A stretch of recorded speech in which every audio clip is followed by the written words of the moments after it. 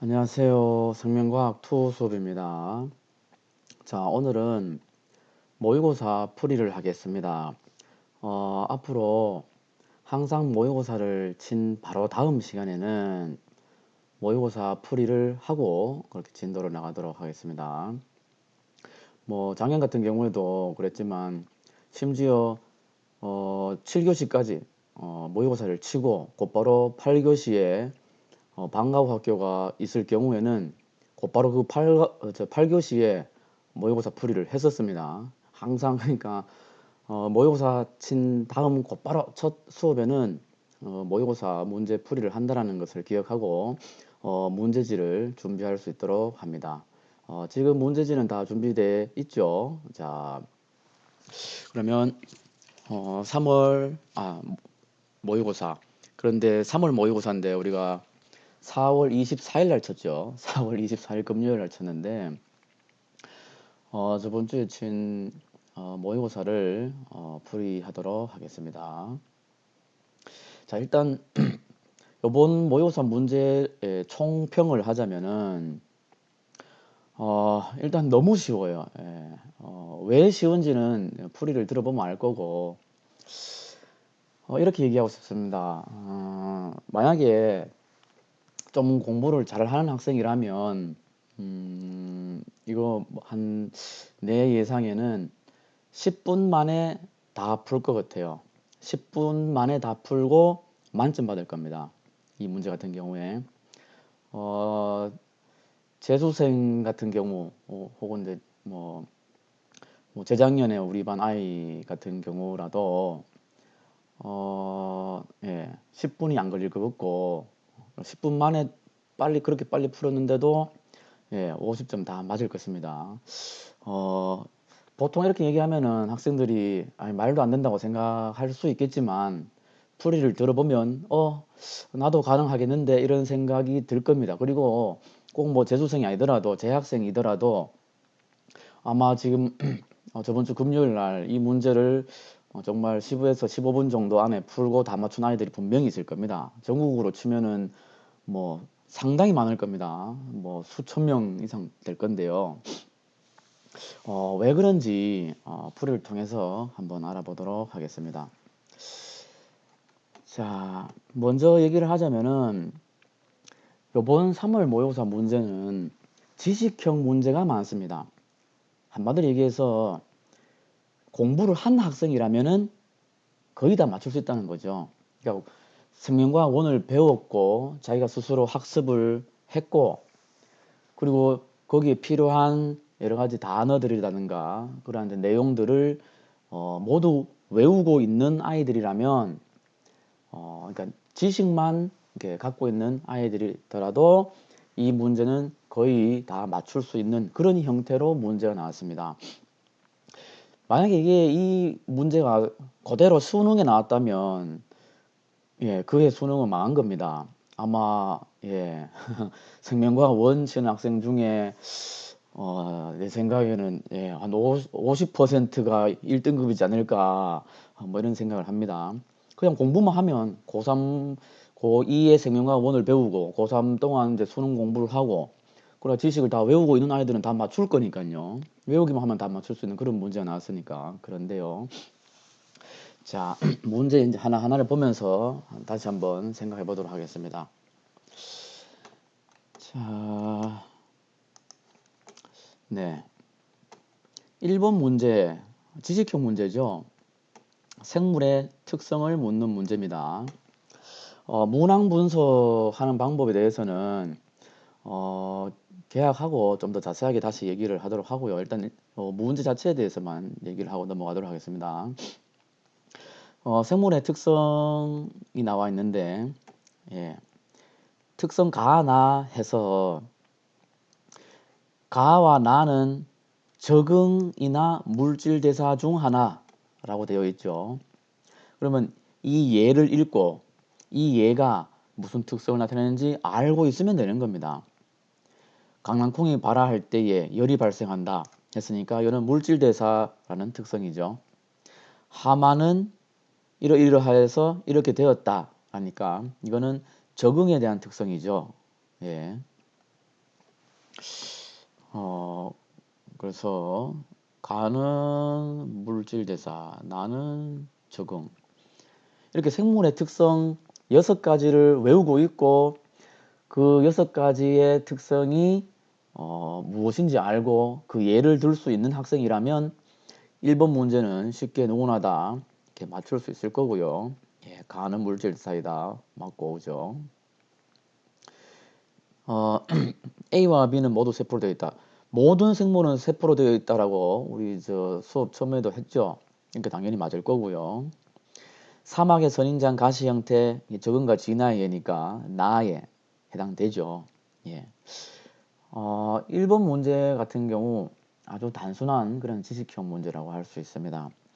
그래서 만약 1번 문제를 틀렸다 하면은 본인이 공부를 안 한 겁니다.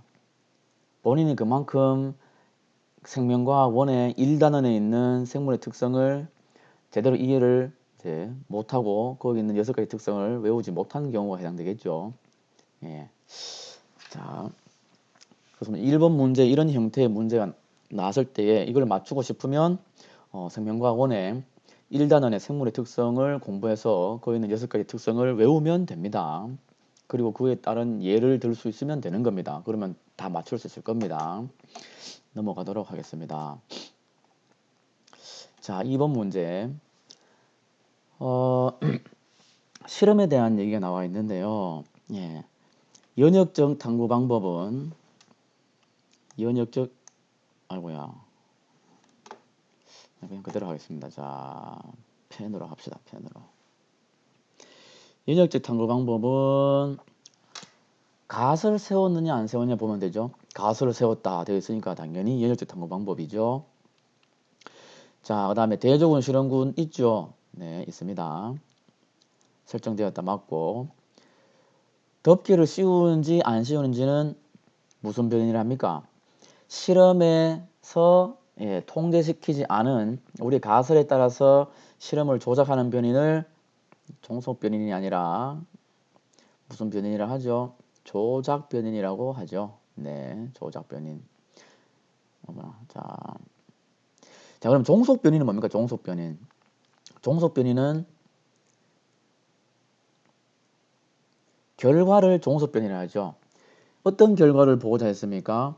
예. 싹 윗부분에 빛을 감지하는 부위가 있고 그에 따라서 구보자라는 것을 관찰할 거니까 구보자라는 것이 결과에 해당되죠. 종속 변인에 해당되죠. 자, 그러니까 생명과학의 여기 탐구 수행에 대한 내용적인 측면은 지금 설명하지 않겠습니다. 그거는 다음에 이제 기회가 되면 설명을 하도록 하고 일단 문제 자체에 대해서만 지금 얘기하니까 그건 좀 넘어가도록 하고 자 여기서 이제 중요한 게 하나가 있는데 하나만 짚어보고 넘어갑시다. 사실 정말 문제가 쉽게 나왔는데요. 니은 보기 같은 경우에 그냥 대조군 실험군이 설정되었느냐 안 되었는지만 물었죠. 예. 보통 수능에서 이렇게 안 묻습니다. 당연히 설정되었죠. 예. 너무나 쉽게 이제 알 수 있는데 이때 A와 B 중 무엇이 실험군이고 무엇이 대조군이냐고 물은다면 좀 더 어려워지겠죠. 자, 답을 할 수 있습니까? A가 대조군일까요? B가 대조군일까요? 이거 의외로 많은 학생들이 상당히 틀리던데요.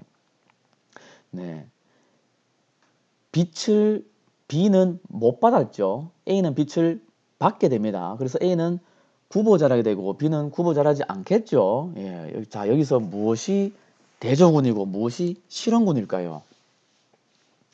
자, 이것을 정확하게 알기 위해서는 무엇을 봐야 됩니까? 가설을 봐야 됩니다. 어떤 가설을 세웠습니까? 구보자라는 것을 관찰하기 위해서 윗부분을 그러니까 빛을 감지하는 부분이 윗부분일 것이다 라고 이제 생각을 하고 윗부분을 가렸죠.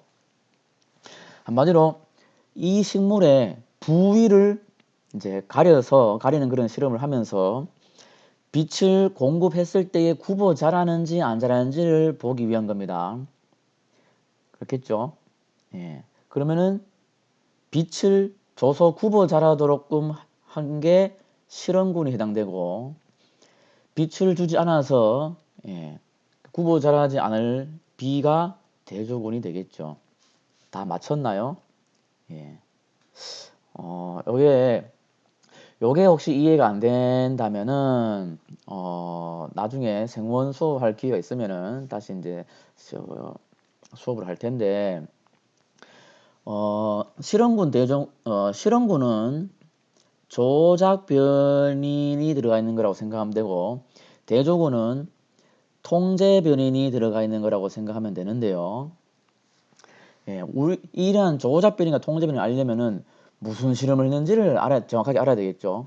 무슨 실험했는지를 알려면은 어떤 가설을 세우는지 알아야 되고, 가설을 읽어보니까 부위에 따라서 빛을 그 부위에 빛을 줬는지 안 줬는지에 따라서 구보 잘하는지 안 잘하는지를 관찰하고자 한 가설이었습니다. 그죠? 그러니까 빛을 준 게 A처럼 빛이 공급되어서 구보 잘하도록 한 게 우리가 하고자 한 실험이었고, 조작이었고, 그 다음에 일정하게 유지한 게 빛을 주지 않아서 아무런 영향을 주지 않은 게 대조군, 통제변에 해당되겠죠. 여기서 학생들이 헷갈렸다면은 왜 헷갈렸을까요? 조작이란 단어 때문에 헷갈린 것입니다. 조작 변인이 조작이란 용어가 들어가니까 뭔가 손으로 뭔가 만지고 뭔가 덮개를 씌우는 그 조작을 얘기하는 줄 알고, 뭐든지 이렇게 이렇게 무슨 덮개를 씌웠다거나 뭘 처리했다거나 이것을 갖다가 조작 변인으로만 생각하는 아이들이 많은데, 조작 변인을 하면 가설에 따라서 우리가 하고자 하는 변인, 우리가 취하고자 하는 변인을 조작 변인을 합니다. 빛을 줘서 구보 잘하는 것을 확인하는 실험이니까 빛을 준 A가 조작 변인이 되겠죠. 이해됐나요? 자, 그렇게 하고 넘어가도록 하겠습니다. 자, 3번 마찬가지 지식형 문제죠. 앞장이 거의 다 그런데, 자, 곰팡이가 일으키는 질병 뭔지 알면 됩니다. 무좀이죠. 무좀이라는 질병은 곰팡이 균류에 의해서 발병하는 거고요. 세균에 의해서, 박테리아에 의해서 발병하는 게 결핵이죠. 이걸 외우고 있으면 됩니다. 그죠? 단순 암기형 지식 문제죠. 독감은 병원체 뭡니까? 감기 중에서도 독감, 인플루엔자, 바이러스죠. 바이러스. 자, 이런 걸 외우고 있으면은 뭐 다 알고 이렇게 맞출 수 있는 그런 형태의 문제입니다. 특히 이제 세균에 의한 질병의 치료는 항생제가 이용된다. 이거는 저번 시간에 우리가 이제 배웠었죠.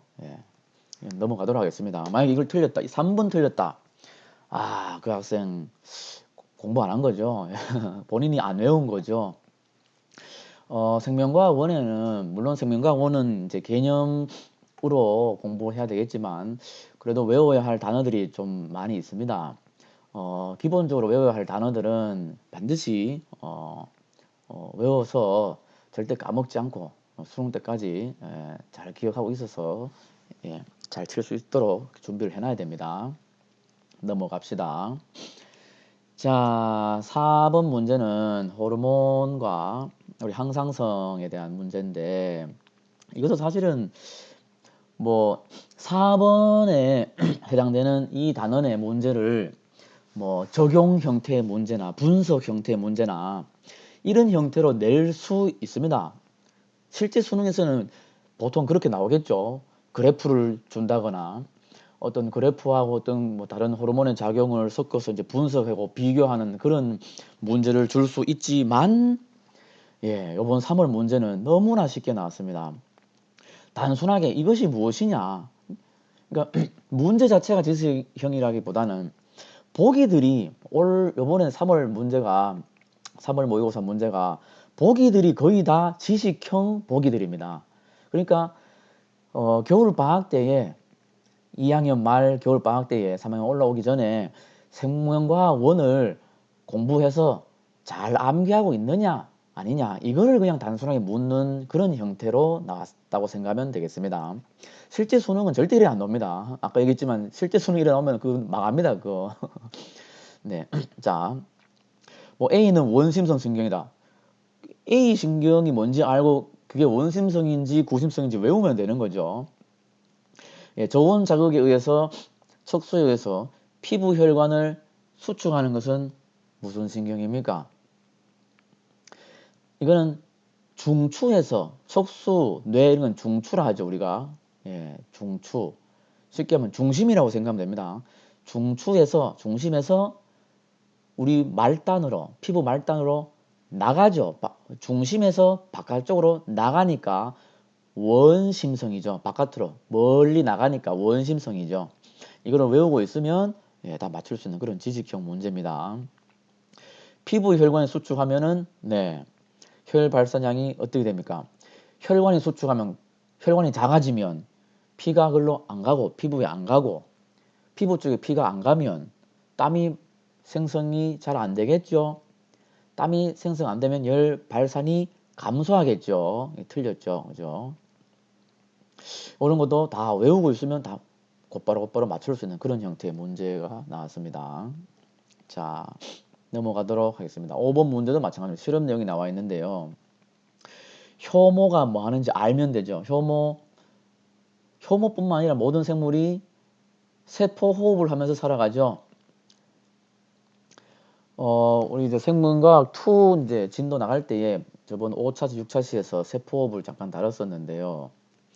세포호흡은 생원에서도 나오죠. 예, 포도당을 먹어서 그 산화시켜서 이산화탄소와 물을 생성하는 것이다라는 거. 거기에서 에너지가 나왔죠. 자, 이러한 생명과학 1에서 배웠던 기본적인 호흡 내용만 알아도 효모는 생물이니까 세포호흡을 하고 따라서 이산화탄소 기체가 나올 것이다 라는 것만 잘 외우고 있으면은 네, 이산화탄소 당연히 맞출 수 있을 거고요.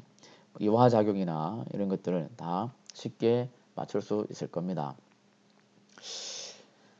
자, 5번까지 다 맞췄었나요? 뭐 이 뒤에도 지식형 문제가 많은데 특히 앞장은 예, 많이 이렇게 우리가 외우고 있으면 빨리 정확하게 다 맞출 수 있다라는 거. 그런 문제들이 예, 앞장이 많다라는 거. 그러면 앞으로 이제 수능을 위해서 어떻게 준비하면 되겠습니까? 그렇죠. 뭐 방법 없습니다. 자꾸 보고 까먹지 않도록 자꾸 외우고 예, 그렇게 공부하는 방법으로 이런 앞장을 다 해결할 수 있는 거죠. 자, 넘어가도록 하겠습니다. 다음 장 2페이지. 자, 6번 문제. 뇌에 대해서 나와 있는데요. 뇌와 신경에 대해서 나와 있는데요. 사실 이 단원의 문제도 참 이렇게 분석형, 그 다음에 뭐 적용하는 그런 형태의 문제가 실제 수능에서는 많이 나옵니다만은 요번 3월 모의고사에서는 지식형으로 아주 단순하게 물었죠. A가 뭐냐, B가 뭐냐. 그럼 이렇게 물었죠. 예. A가 중간내죠. 이쪽 부위의 이름이 중간내입니다. 중간내. 옛날에 중내라고 했던 중간내. 이거는 그냥 그 위치를, 그 그림을 통해서 외우면 되는 겁니다. B는 연수라고 부르죠. 그렇게 부릅니다. 예, 그걸 외워야 됩니다. 그렇게 외우면은 뭐 다 알 수 있는 거고, 중간내의 기능, 연수의 기능, 당연히 다 외워야 되겠죠. 연수는 신경이 교차하고, 뭐 이제 다른, 이제 심장박동이나 호흡운동, 소화운동 이쪽 이게 중추가 되죠. 그 다음에 동공반사, 뭐 이런, 안구운동, 이런 거의 중추는 중간내다. 이런 걸 외우고 있으면은 다 맞출 수 있는 그런 아주 단순한 지식형 문제가 나왔고요. 자, 그 다음에 요것도 이제 외우면 되는데요.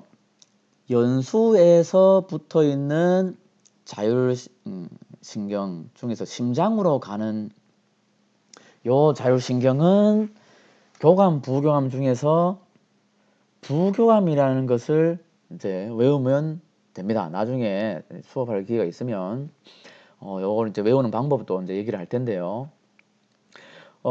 심장에서 이제 연소로 이렇게 연결되어 있는 이 신경은 부교감이라는 것을 이제 외우고 있어야 되고요. 부교감 신경은 앞쪽이 아닌 뒤쪽에 신경절이 있다라는 거, 니은 쪽에 신경절이 있다라는 거 외워야 됩니다. 이거는 이거 외우고 있으면 당연히 맞추겠죠. 예. 지금 3월 문제가 왜 쉽다 하는지는 다 이해되죠? 예. 그냥 뭐 이렇게 뭐 쉽다 하는 게 아니라 보통 학생들은 자기가 뭐 맞추면 쉽고 자기가 틀리면 어렵다고 이렇게 얘기하는데 여러분들이 근데 수능을 고득점 받고 싶다면은 문제를 보는 눈이 이제 길러져야 됩니다. 무엇이 쉬운 문제인지 무엇이 어려운 문제인지를 보는 눈이 생겨야 됩니다. 뭐 그와 관련된 건 또 차차 얘기를 하겠지만 지금 내가 자꾸 쉽다고 얘기하는 것은 이게 지식형 문제이기 때문에 그렇습니다. 여러분들이 외우기만 한다면은 다 맞출 수 있는 문제이기 때문에 그렇다는 겁니다. 외워도 못 맞추는 문제가 있습니다. 예.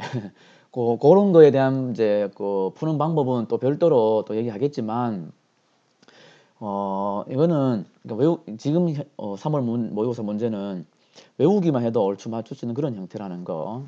자, 또 넘어가겠습니다. 7번 너무나 단순한 지식형 문제죠. 이러이러한 특징은 가는 고지혈증, 밑에 건 나는 당뇨병. 그래서 이제 풀면 됩니다. 어디서 당뇨병은 인슐린이 문제 생긴 거고 인슐린은 이자에서 나오는 거고 이제 다 외우고 있으면 되죠. 넘어가도록 하겠습니다. 자, 8번 문제 봅시다. 아주 중요한데 실제 수능에서도 좀 고난이도 문제로 나오는 생식과 유전의 감수분열 단원에 나오는 그런 문제죠. 실제 수능에서는 이렇게 쉽게 안 나올 텐데 어쨌든 이것도 단순하게 이렇게 일단은 제시를 했습니다. 교육과정 바뀌고 첫 3학년 문제기도 하고 그래서 아마 쉽게 된 것 같은데요. 자, 이걸 한번 생각해 봅시다. 8번 문제를 풀 때 여러분들 몇 분 정도 소요됐었나요? 선생님 생각에 내 말고 뭐 재수생이나 아니면은 공부 좀 하는 학생 뭐 꼭 이렇게 얘기 안 하더라도 좀 이렇게 시험을 잘 치는 학생들은 8번 문제 30초가 안 걸렸습니다. 30초도 깁니다. 8번 문제 30초면 상당히 이제 여유를 두고 푼 겁니다. 근데 이렇게 얘기하면은 이제 많은 학생들이 실제로 제가 작년에 지금까지 이제 수업 해보면은 에이 갑니다 이제 이거 30초 넘을 수도 있지 않나요 하는데 이거 정말 실제로 여러분들이 수능 고득점을 받고 싶다면은 이 정도 난이도의 문제는 사실 20초에 끝내야 됩니다. 20초 걸리면 안 됩니다. 그러면 수능 고득점 못 받습니다. 왜 그런지 어떻게 하면 20초 만에 끝나는지 잠깐 얘기를 하겠습니다. 감수분열 배울 때에 혹시 감수분열 시 DNA량 변화 그래프 혹시 이거 기억나나요? 다 배웠었죠. 그러니까 수능 문제를 사실 수능뿐만 아니라 내신도 마찬가지입니다. 시험 문제를 빨리 정확하게 잘 풀기 위해서는 그 문제에 해당되는 기초 지식을 정확하게 외우고 있어야 됩니다. 8번 문제를 딱 보자마자 이 8번 문제는 감수분열 문제다 라는 것을 파악한 후에 눈은 문제를 보지만 자기 머리에는 요 그래프가 동시에 팍 떠올라야 됩니다. 이 그래프가 떠오르는데 뭐 1분이 걸리는 거 아니죠. 1분이 뭡니까? 0.1초도 안 걸립니다. 머릿속으로 사고하는 것은 뭐 0.0 몇 초도 안 걸립니다. 그만큼 엄청나게 빠르죠. 8번 문제를 정말 이게 이제 뭐 재수생 같은 경우에 수능 문제를 많이 풀어본 아이들 같은 경우에는 8번 문제를 보자마자 그 학생의 머릿속에 이 그래프가 떠올려질 거고요. DNA 상대량이 2, 4, 2, 1이라고 다 외우고 있습니다. 저절로 그냥 머릿속에 2, 4 이렇게 쓰는 게 아니라 머릿속에는 동시에 그냥 탁 떠오르는 거죠. 곧바로 이 자체가, 이 그림, 제가 지금 그린 이 빨간색 그림 자체가 동시에 팍 떠오르는 거죠. 그러면서 염색체 수 변화는 어떻습니까? 여기는 EN, 여기도 EN, 여기가 반으로 준 NN이었죠. 그러면 염색체 수가 6개고 3개라 하니까 6개짜리가 이게 2배니까 EN, 3개가 N이겠죠. 그러면 자, 2, 4, 2, 1에서 4는 당연히 이 상태고요. 그죠? 요 상태. 다른 색깔, 아니다. 일단, 예. 자, 요 상태일 거고, 그죠? 2인 상태, D인의 상태는 2인 상태가 왼쪽 2일 수 있고, 요 오른쪽 2일 수 있죠. 근데 지금 여기 염색치수가 3이니까, 6이 아닌 3이니까, 6하고 3하고 비교해서 3이 반준 N이니까, 요게 상태가 아니라, 요게 가 상태, 여기가 나 상태겠죠. 자, 한번 생각해 봅시다. 8번 문제를 빨리 읽고 요 숫자 보고 가나 파악하는데 과연 몇 초가 걸릴까요? 오래 걸릴까요? 정말 문제가 익숙해진 아이들은 문제를 많이 풀어봐서 익숙해진 아이들은 이게 1초가 안 걸립니다. 이게 2, 4 보고 요게 3이 6의 반이다라는 걸 보고 벌써 아마 게임 끝났습니다. 그냥 풉니다. 이제 표는 해가지고 2에는 3, 2에는 6이 뭐 해가지고 그렇다 해가 곧바로 풉니다. 8번 문제 푸는데 답 찾는 데까지 해서 15초에서 20초밖에 안 걸립니다. 실제로 그렇습니다. 그렇게 돼야 됩니다. 그렇게 되면은 그 정도 수준에 그 정도의 경지에 오르면은 1등급이라고 생각하면 됩니다. 1등급 받고 싶습니까? 이런 경지에 오르면 됩니다. 어렵지 않죠. 방법 알지 않습니까? 방법 알면은 해서 1등급 받으면 되는 겁니다. 그죠? 자, 좀 더 자세한 내용은 나중에 또 기회 되면 그때 얘기하도록 하겠습니다. 이게 사실 내가 수업을 하고 지금 설명하는 게 아니기 때문에 지금 그렇습니다. 내가 수업을 생원 수업을 지금 하고 하면은 여러분들이 또 이해할 수 있는 걸 얘기할 텐데 지금 그렇지 않아서 지금 약간 문제 자체에 대해서만 지금 여러분들한테 좀 얘기하려고 하는 겁니다. 좀 더 자세한 거는 우리 계약해서 좀 더 구체적으로 얘기하고 수업하고 다 같이 모두 다 우리 한 1등급 받을 수 있도록 이렇게 해봅시다. 일단은 좀 넘어가도록 하겠습니다. 시간도 좀 그렇고. 자, 9번 문제 면역 문제인데요. 이것도 다 외우면 됩니다. 네. 항체 만드는 니은을 형질세포라고 부르죠. 외우고 있으면 되고. 비림프구에 의해서 형질세포로 분화되거나 나머지 항체를 만들지 않는 이 세포를 기억세포라고 부르죠. 외우면 되고. 비림프구의 항원을 제시하는 세포를 뭐라 부릅니까? 보조 T림프구. 이렇게 외우면 됩니다. 그러면 다 될 거고. 1차 면역, 2차 면역 있고 1차 면역이든 2차 면역이든 항체가 다 뭐 빨리 생겼냐 천천히 생겼냐 그 차이지 항체는 항상 생성되죠. 네. 그 다음에 기억세포에서 형질세포가 되지 형질세포가 다시 기억세포가 되지는 않습니다. 네. 넘어가도록 하겠습니다. 자, 10번 문제. 이것도 마찬가지입니다. 10번 문제를 푸는데 여러분들 몇 초 걸렸나요? 내가 앞으로 수능 수업을 할 때에는 시간 얘기를 많이 할 겁니다. 왜냐면은 요즘 수능은 속도전입니다.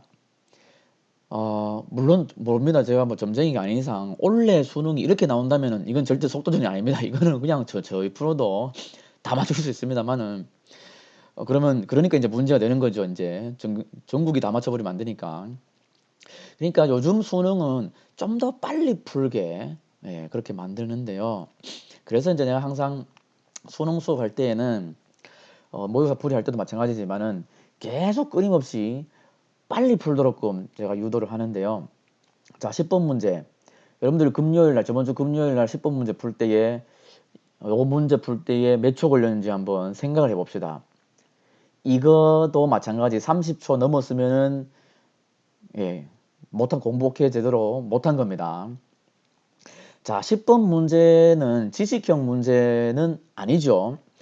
지식을 갖고 인 다음에 기억이 뭔지 니은이 뭔지 이제 지식을 가진 다음에 여기는 숫자를 가지고 비교 분석해서 푸는 문제입니다. 비교 분석하는 문제도 이게 푸는 요령이 있습니다. 그 요령이 있고 요령을 또 암기해서 곧바로 적용해서 풉니다.